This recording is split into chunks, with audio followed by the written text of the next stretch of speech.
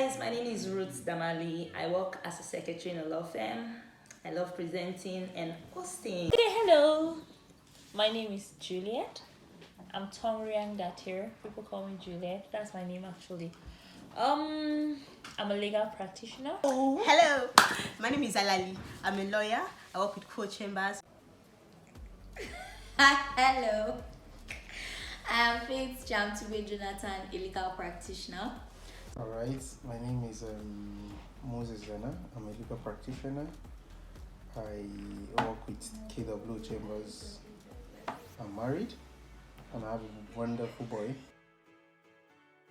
Today we're going to be talking about what every lady should know before they get into a relationship or say I do. Briefly, this evening, I want to talk about the habits or necessary skill a lady should have to cultivate before saying I do. I want to talk about the skill of being a homemaker. I'm here today to tell you about the things to look out for, right, in a relationship before you say I do. I've been asked a question that what a man should know before getting married. I'm going to stream it down to myself because I think that'll be more relatable and that'll be more real. First on my list is, as a lady, you have to have a purpose. Girl, you have to be doing something with yourself. I used to have a friend that used to tell me, Ruth, even if you don't know what to do, buy somebody else's dream. Carry it. You're going to find your own along the way. So know what you want as a lady in a man. That's going to help you not to accept just anything that comes by. You know what you want. When the person comes, you're either saying a yes or a no. Have wise counsel. Talk to people, not everybody. Because you cannot listen to everybody. That's just the truth. Have somebody or people you listen to. That's very important. Stop comparing whomsoever that person is to your friend's guy, your friend's man, the money they have, how they spend on them. Just be you. Know what you want. And just stop comparing that guy with any other person or perhaps your past relationship. Don't do that, no, at all. And the last on my list here is pray and let God lead you. Let the Spirit of God lead you. Laying emphasis on Proverbs 31 woman. Now, as a lady, you should know how to balance your home. You should know how to balance the spiritual, the physical, the emotional, and every other aspect there is to in a home. You should know how to cater for your husband. You should know how to cater for your children. Now, along the line, I've always heard people say the Proverbs 31 woman married a lazy man. No, I don't think so. I think her husband was supportive, but then maybe on the low. So I feel you should be strong, be firm as a woman, and not to be lazy. Don't be lazy as a lady. Please find time, even if you're a full housewife, endeavor to always have something doing. The Proverbs 31 woman was never lazy. She was a hardworking woman. She made her husband proud. She made her children proud. Scripture says her children rose up and called her blessed. I'm sure she would have impacted in them a whole lot for them to have seen that blessedness of her. So as a lady, do make your children, your husband proud of you. Thank you very much. Before marriage, I feel a man and a woman, the wife he's intended to marry, or the woman he intends to marry, needs to know each other as being friends, not being the bossy type and having your wife do the sa all the time. It's always good when you have a friend, because there'll be a time when the love might not really be there, but the friendship you share will always be with you guys. And when you build that friendship, you build what is even more than love. And that is a lot of marriage, that is what sustains them. I'm not saying love is not important, but I'm saying friendship is more important. Be friends with your wife, be good to your wife, play a lot, laugh a lot. These are the things that matter. And another thing I would want to know is, want people to know, is that having a relationship with a woman or a girl that you intend to marry, not just for the flimsy relationship relationship, I just want everyone to be honest with your partner. Talk to your partner. Always find time to talk to each other. Find time to share things together. Find time to work together. Ideas, you share ideas. You encourage the other person. And another thing, a marriage is that always try to support your partner. Support is always important. There will be times when differences will come, but your support goes a long way. When you support your wife or your wife supports you, you see that whatever you're working with or working for or doing at that point tends to gain more, tends to be productive, and that's just because of your single support. And another thing is that for a man, you need to love your wife. I have said friendship matters a lot, but even as at that, you need to always love your wife.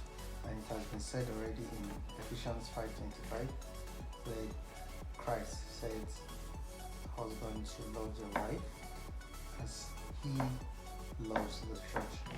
What am I saying now is that the church, we are the church, and for we being the church, and Christ loves us so much, and we can testify how much Christ loves us, and that is the way we should love our wives. And in doing this, you tend to gain favor, blessings comes around, and that is why they tell you, when you find a good wife, you find a good thing and obtains favor from the Lord. And that is why when you marry a wife, and a good wife who is submissive, who is always supporting you, who is always there for you, you tend to see that you keep growing financially, spiritually, physically, mentally, without any trouble. So I'm just going to give you two references. 1 Corinthians 13:4-8. I mean, everybody knows it. Love suffers, love is kind, love is patient, love is, all of those things. It's not boastful. Yeah.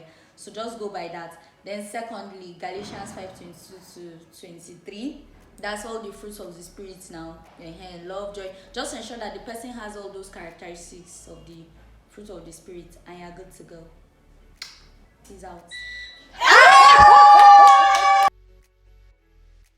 I'm going to be talking a little bit about stop comparing your man or your process with somebody else's process. The way you're going to meet your man, where you're going to meet your man is not the same as that of your friend or maybe a mentor, somebody you respect. It's never going to be like that. Go out, meet people, talk to people. Stop doing that to yourself. Stop limiting yourself.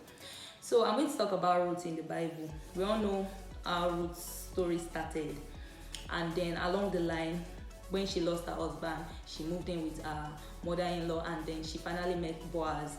If you remember what Naomi, her mother-in-law, told her to do, she practically asked her to go and lie down at the feet of the man. Let her anoint herself, wear raiment, that's dress well, look good. So Ruth practically was positioning herself for a man to see her. You understand? Your story is not going to be the same with another lady's story. So don't compare, stop comparing your process with another person's process and then listening to wise counsel. Ruth had to listen to Naomi to get that man. Thank you guys. That's all for today. No one is perfect. Yes, and we have to tolerate each other and be patient. So all that matters is look for someone you're going to be able to tolerate, to live with, and then you're going to have a beautiful life together. Thank you very much, and see you some other time. Bye. So when you marry the wrong wife, you're always fighting, you're always quarreling, always in disagreement.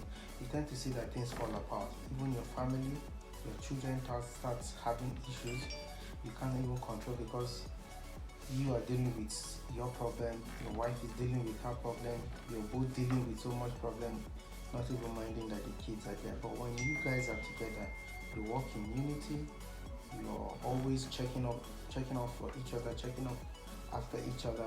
You see that a lot of things tend to fall in place, and your kids And one of the things we should know as parents is that kids look after their parents.